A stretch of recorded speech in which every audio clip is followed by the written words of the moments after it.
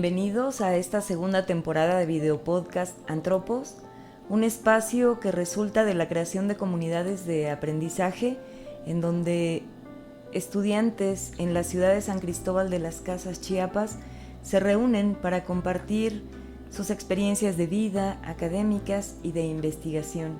Sean bienvenidos. Claudia, es un gusto que nos acompañes. Quisiera pues que nos compartas quién eres, de dónde vienes, a qué te dedicas. Sí, buenas.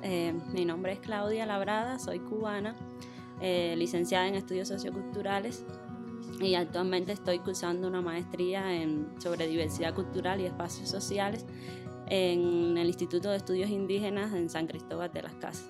Entonces me gustaría que nos cuentes cómo era ser niña para ti.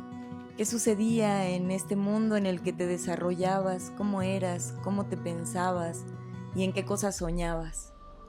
Sí, cuando era niña, me recuerdo así como un poco rebelde, porque siempre se me estaban ocurriendo cosas así como locas y fuera de lo que mi mamá quería que hiciera como niña.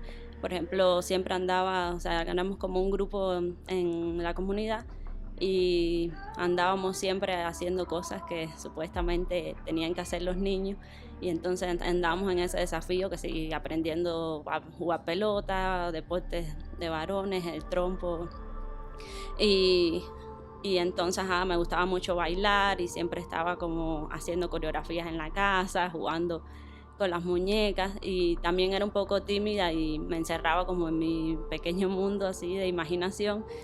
Y recuerdo así que jugaba con las plantas y con mis muñecas así.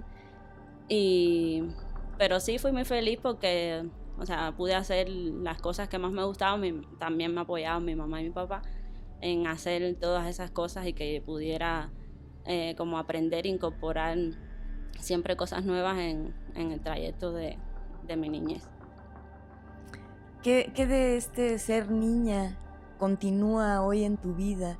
Trata de recordarte, si es útil, saca tu foto y mírate, y trata de ver qué de esto que eras tú cuando eras una niña pequeña se sostiene ahora. ¿Qué de eso te motiva, llena de alegría tu corazón? Cuéntanos. Bueno, yo creo que eso de ser, de verme como siempre muy alegre y de las cosas que pensaba hacer o que quería y las defendías, es lo que más veo que persiste ahora.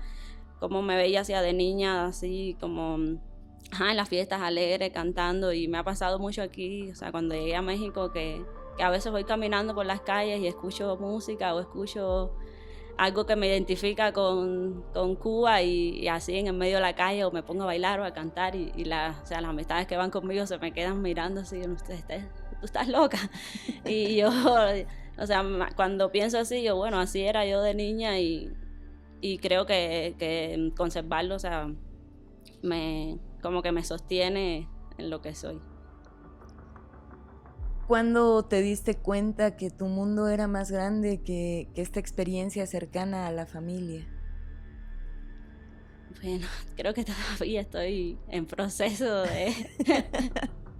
de pensar eso, porque tampoco nunca me había sentado como a pensar de que había algo más allá de lo que era mi familia, y creo que ahora, estando sola aquí en México, es cuando más me he puesto a pensar y a reflexionar sobre eso, y es como que lo estoy ahora como viviendo y reflexionando.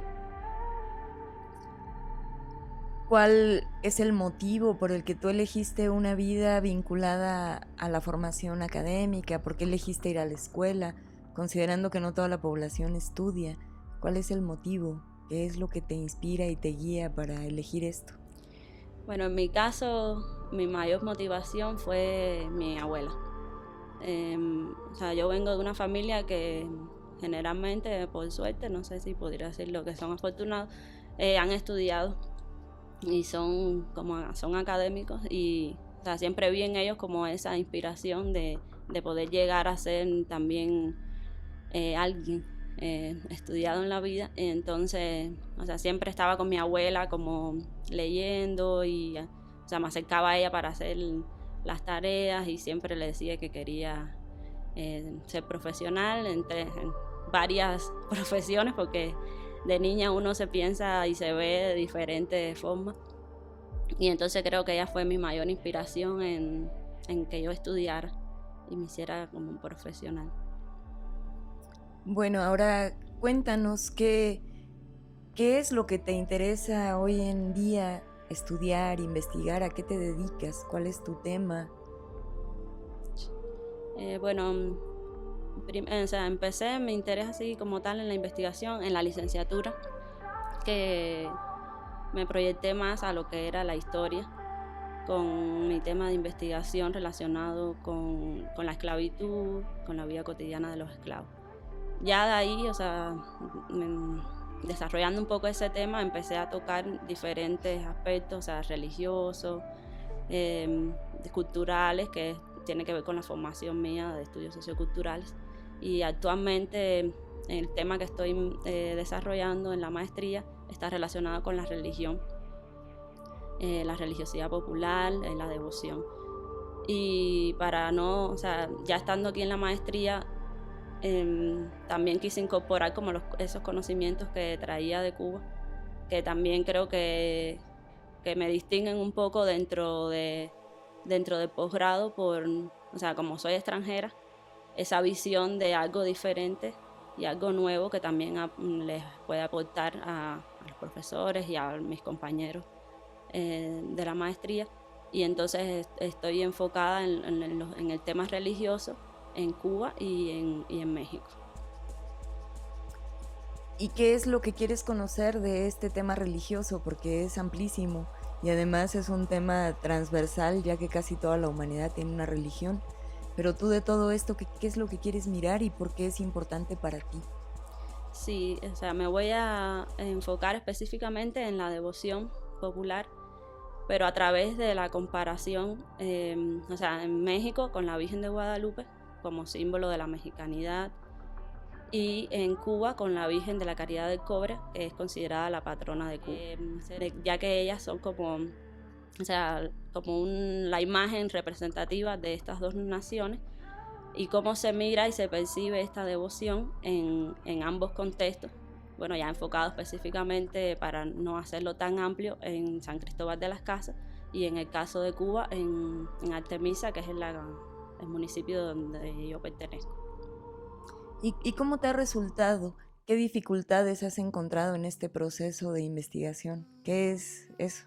Sí, bueno, primero, o sea, chocar con la cultura de aquí de México, porque yo no conocía nada, y, o sea, lo que había leído y así. Entonces, en una primera instancia, que por cuestiones de tiempos en la maestría, me sugirieron que lo hiciera netamente de México. Y ahí fue como el principal problema, porque, bueno, una cubana que no sabe nada de la cultura mexicana, venir a hablar sobre eso. Y entonces estaba haciéndome un lío porque no me hallaba, no me encontraba. Y, o sea, hice algunas entrevistas a personas de aquí de San Cristóbal que eran devotos o que sabían sobre el tema, historiadores. Y, o sea, me llamaba mucho la atención, pero decía, no puedo hablar, o sea, no tengo elementos suficientes como para pararme frente a todos y defender ese tema. Entonces, muchas de mis asesoras me dijeron, no renuncies a la comparación, porque al final lo que tú traes es algo nuevo y es algo de lo que tú te puedes apoyar para poder hablar y tener esa perspectiva en ese proceso de comparación.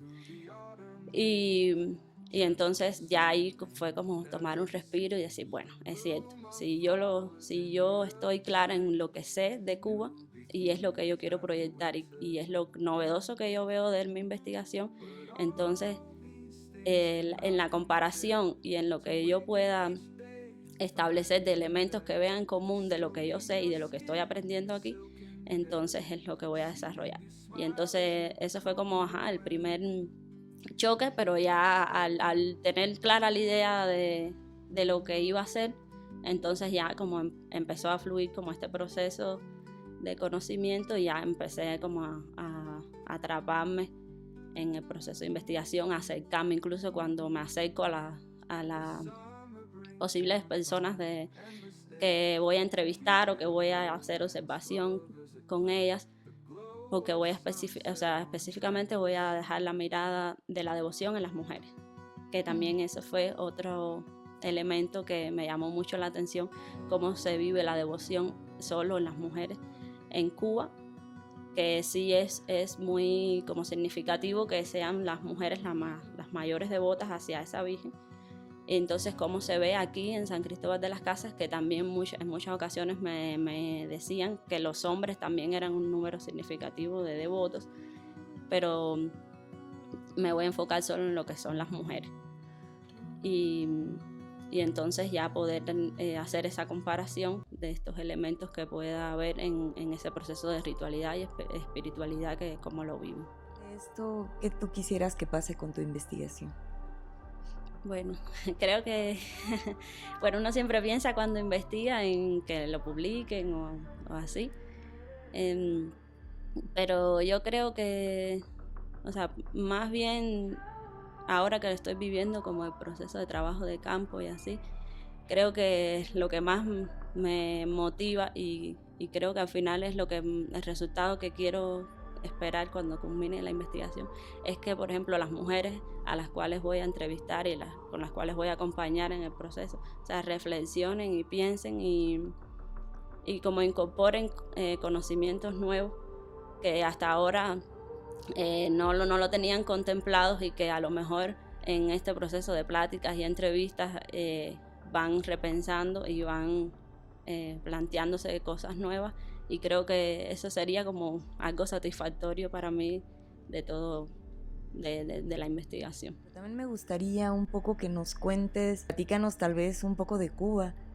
Sí, bueno, es un poco contradictorio porque, o sea, cuando estaba en Cuba tenía el anhelo de salir de Cuba, de soñar con que iba a conocer el mundo y que iba a viajar, y un tanto, como salir de ese medio en el que ya como que estamos un poco limitados a lo que, o sea, con las condiciones del gobierno y las políticas y así.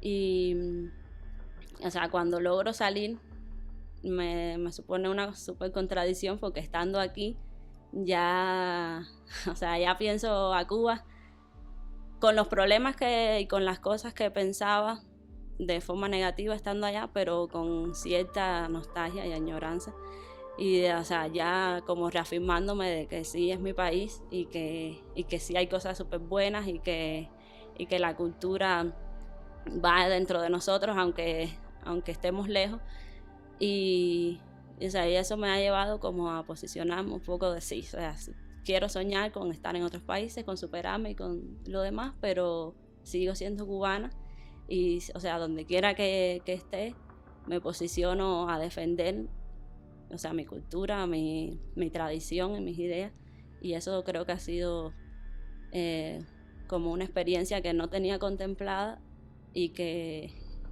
me ha aportado a mi vida. Muy bien. Compártenos cuál es tu postura como investigadora con respecto a la religión. ¿Desde dónde partes? Bueno, yo siempre me decía que era atea, que no pertenecía ni practicaba ninguna religión. Pero ya cuando me planteé que iba a investigar sobre religión y sobre religiosidad, y específicamente que quería ver sobre la Virgen de la Caridad del Cobre, que es la patrona de Cuba, o sea, me empecé como a pensar de que, por ejemplo, en mi familia, mi abuela sí es católica de años, pero, o sea, ella no iba a la iglesia como tal, sino que desde la casa ella hacía su práctica.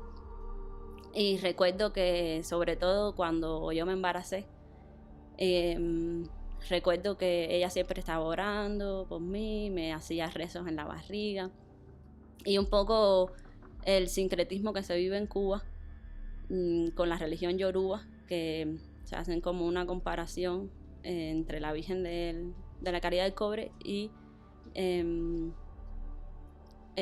Ochun, que son como la vocación entre la religión yoruba y la religión católica. Y entonces también las prácticas que se hacen en los altares, que si ponerle cosas amarillas, flores girasoles, las velas. Y entonces yo vivía muy de cerca ese proceso, porque además mi familia por parte materna es afrodescendiente y también me identifico con eso. Y entonces, o sea, yo no la practicaba, pero sí estaba muy cercana a eso. Y sobre todo cuando estaba en el proceso de embarazo, que ya estaba en los días, o sea, en las semanas que podría dar a luz, que recuerdo que mi abuela se me acercó y me decía, encomiéndate a la Virgen de la Caridad del Cobre, cuando empieces con los dolores pídele, que ella te va a ayudar, que así yo lo he hecho y lo han hecho tu mamá y tus tías, y todo va a salir bien. Y yo decía, bueno, pero si yo no soy religiosa y no creo en la Virgen de la Caridad del Cobre, ¿qué sentido tiene que me encomiende? Y entonces ya cuando me empecé a introducir en este mundo, empecé a revivir y a pensar sobre lo que decían mis abuelas y cómo lo practicaban. Y creo que eso me ha hecho como abrir un poco la mirada. O sea, todavía no puedo decir que soy devota o que tengo o que ya me voy a adscribir a la religión católica, pero sí ya en este proceso de acercarme a las mujeres y un poco a la historia de lo que representan las vírgenes en estos dos contextos, como que ya, o sea, hay un acercamiento y una afinidad. Y muchas veces en estos 2 semestres que llevo, me ha acercado y, o sea, le he prendido hasta velas pidiendo porque me vaya bien, porque, o sea, las cosas se vayan desarrollando.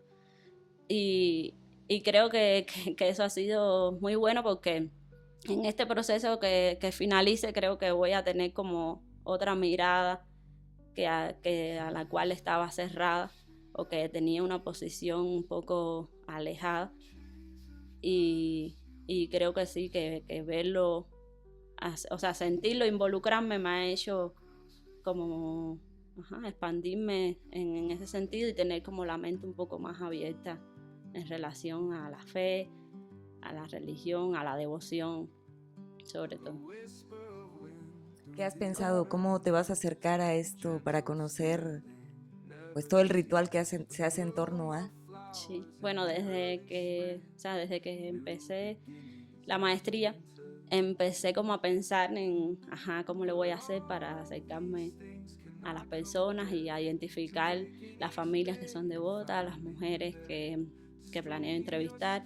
Entonces uno de los primeros pasos que tomé fue, bueno, me voy a ir a mudar al barrio de Guadalupe, porque se supone que ahí, o sea, estén como la concentración de mayor personas que son devotas. Y entonces de alguna forma tengo que acercarme.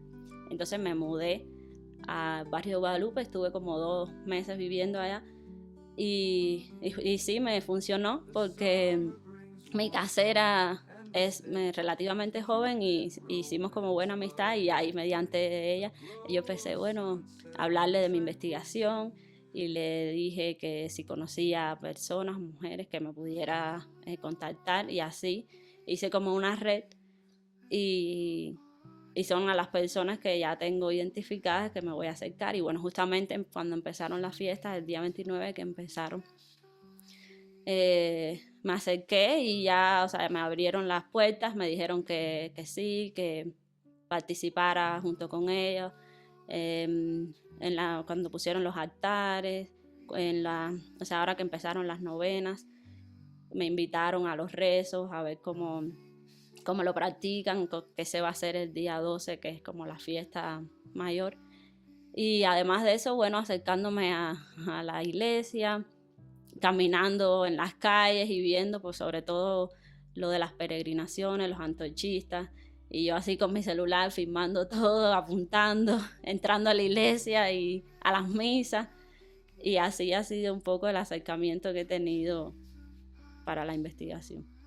Es muy diferente la expresión del ritual con lo que tú conoces que hacen en Cuba. Sí, es muy diferente. Bueno, empezando que aquí es como una fiesta popular y que es como un proceso, que no es un solo día, o sea, y que se involucran y además tiene una organización previa y concebida y así muy organizada, valga la redundancia, y entre el barrio fundamentalmente, y las juntas que como que se reparten como los roles, ¿no? Y en Cuba no, en Cuba es algo propio de cada individuo, o sea, lo que tú quieras hacer desde tu conciencia y desde tu punto de vista, o un poco más en el seno familiar. Y solo se realiza un solo día, o sea, el día que se celebra, que se realiza como una velada la noche antes y todo el día, que es el día 8 de septiembre, que se celebra. Pero no, o sea, como la iglesia no, como que no impulsa así como una festividad, o sea, se le da como una misa, pero la celebración es en el núcleo familiar. Y muchas veces es entre las mismas personas de la casa y ya las personas que sí tienen como más poder adquisitivo hacen como una celebración popular de que sí todas las personas que quieran acercarse van y comparten con otras personas que a lo mejor no se conocen o que son del barrio y así interactúan, pero no es como una organización o que el barrio entero diga hoy vamos a hacer la celebración de la Virgen, no, es propio de cada casa.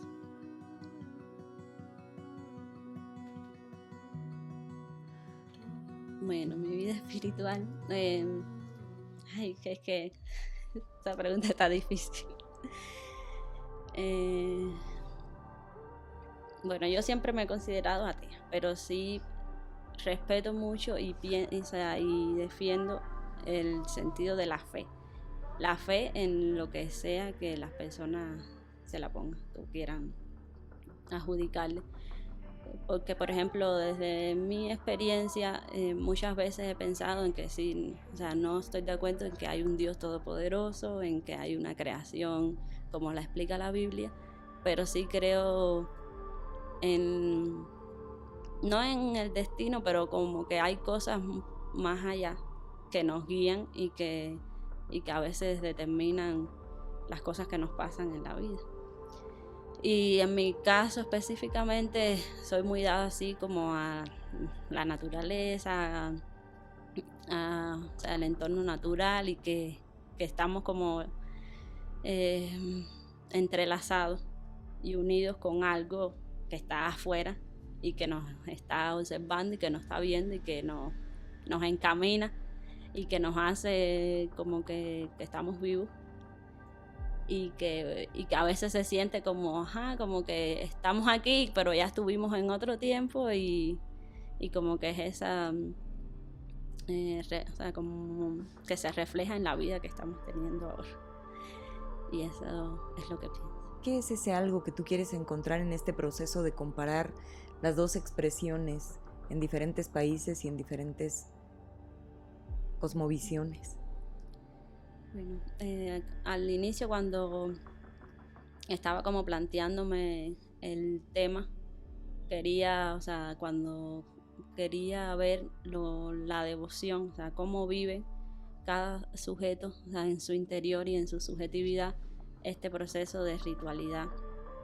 Y qué o sea, qué elementos hay en cada persona que determinen esa devoción y esa veneración hacia esa figura.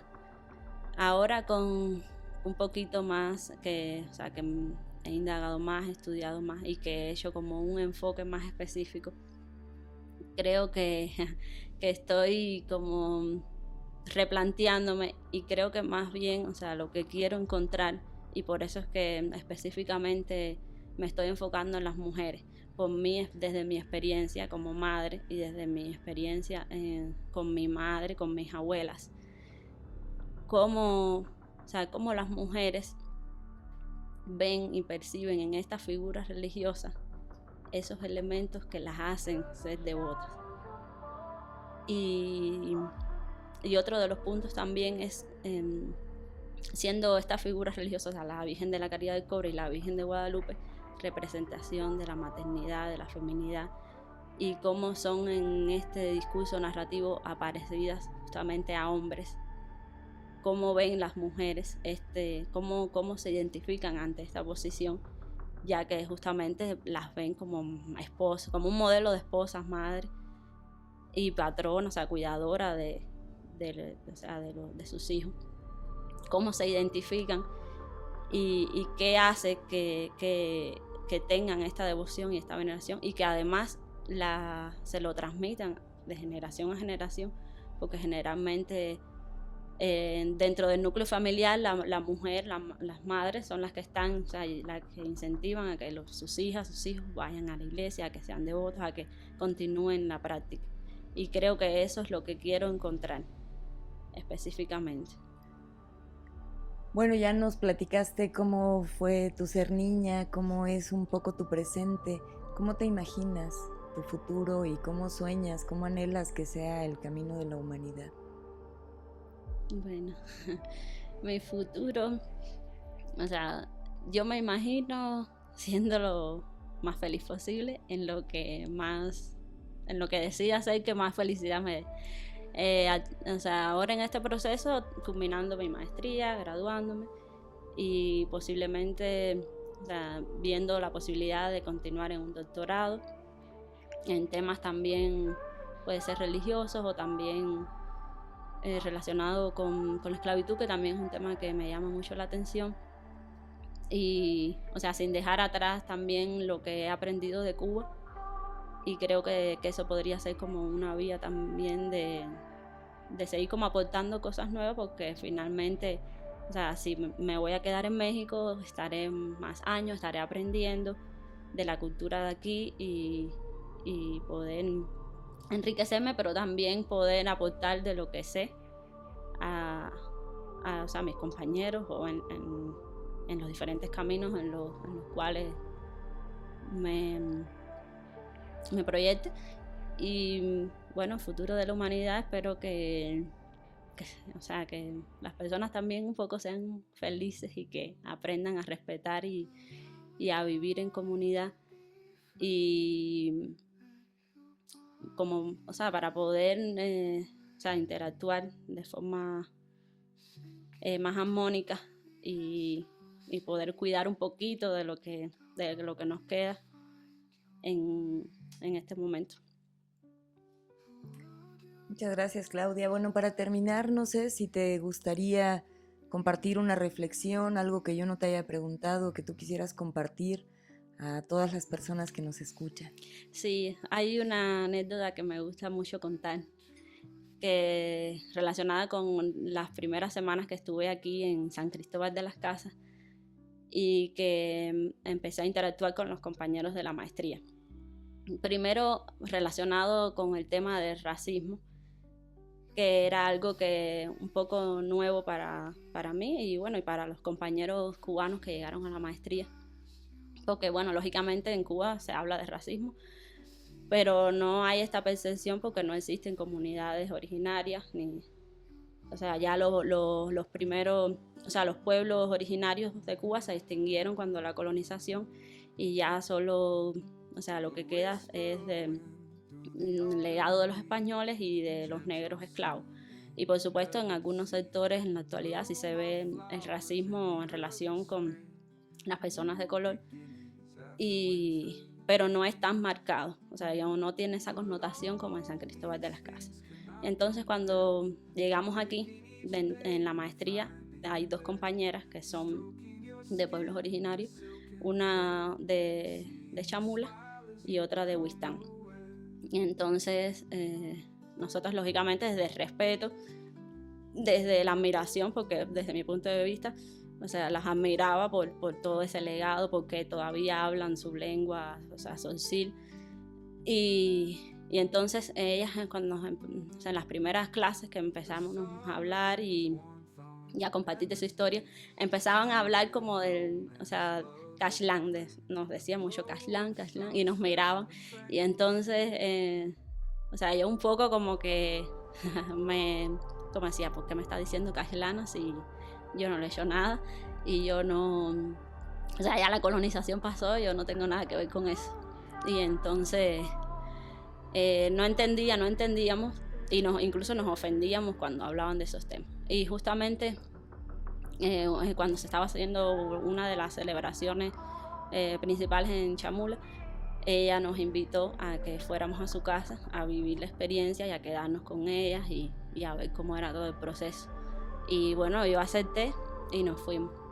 Pero con esa mentalidad de que voy a ir a una comunidad que es retirada, que no sé cómo van a vivir cómo viven esas personas, si viven en casas con poca adquisición económica, o no sé si voy a dormir en el monte. Y entonces iba así un poco asustada. Y cuando llegué a Chamula, bueno, primero lo que me sorprendió es que había muchos establecimientos como tipo Oxxo, donde vendían de todo. Y yo, ¿qué? Si esto es capitalismo puro hasta en las comunidades. Y entonces ya ahí cuando llegamos a su casa nos puso a hacer tortillas, a cuidar a los borregos. Y entonces así nos acercamos un poco más, fuimos a su casa, que para nada era una casa muy bonita, nos acogió su familia, nos brindaron posh, sus suegros nos acogieron bien. Y entonces como todos estos estereotipos que yo tenía en mi cabeza como que se fueron quitando. Y ahí entonces ya ella me explicó lo que para ella era cashlana y por qué se decía, y que inconscientemente, aunque nosotros dijéramos que no, muchas veces en la forma, en la práctica que hacíamos cotidiana o en la forma que hablábamos, se notaba como un poco esa distinción. Y que más allá de que dijéramos que no, teníamos que demostrar o actuar en consecuencia con eso. Y ya entonces, después de esa experiencia en San Cristóbal, ya caminando por las calles y ya viviendo un poco más de cerca este proceso de racismo marcado con los indígenas y así.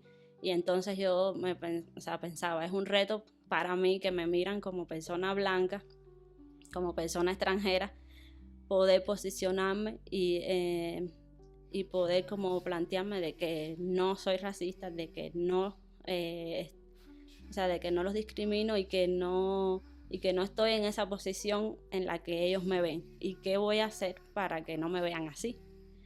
Y entonces ha sido así como todo un reto, pero afortunadamente creo que bueno, por lo menos con mis compañeras y con la mayoría de las personas que soy cercanas, que son de comunidad, he podido ya establecer ese vínculo y ya no me ven así. Y a veces cuando estamos hablando de forma coloquial, me dicen, bueno, ya no eres cashlana. Y entonces ya, bueno, qué suerte la mía. Y entonces es una experiencia que sí me ha marcado mucho aquí en San Cristóbal. Cuéntame cómo te describieron ser cashlán. Sí, que bueno, primero que para darme como el significado, que si era mentirosa, que si, o sea, de forma general, que si eran mentirosos, que si eran blancos, que si estaban relacionados por el término en la traducción literal con gallina, que si eran débiles. Y entonces muchas veces nos decían que si nos ponían a hacer las actividades que ellos realizaban cotidianas en el campo, no sé qué, nosotros nos íbamos a aguantar porque no teníamos como la sangre o la formación para eso. Y entonces yo decía, no, pero si yo no soy débil, no soy cashlana, yo vengo del campo y trabajo. Y entonces, o sea, pero también en las clases de la maestría nos ayudó también porque, bueno, solamente no es este aspecto de que seas blanca, de que hables español o que creas con procedencia española, sino más bien que es algo ideológico. O sea, si tú te lo crees y te proyectas así, obviamente sí vas a ser, o sea, te van a ver como cashlana. O sea, es como una formación social e ideológica que se hace la gente. Claudia, creo que hemos tenido, estoy segura que hemos tenido un gran encuentro. Pues muchas gracias por compartir a todas las personas que nos escuchan tu experiencia, pues tu experiencia humana, tu experiencia como investigadora y tu experiencia como nueva en este país. Pues yo te doy la mejor de las bienvenidas, ojalá la pases muy bien en este lugar y pues agradezco muchísimo a todos aquellos que nos escuchan por hacer posible estos espacios de compartir experiencias humanas para hacer cada vez algo mejor de esta humanidad. Muchas gracias. Gracias. Gracias.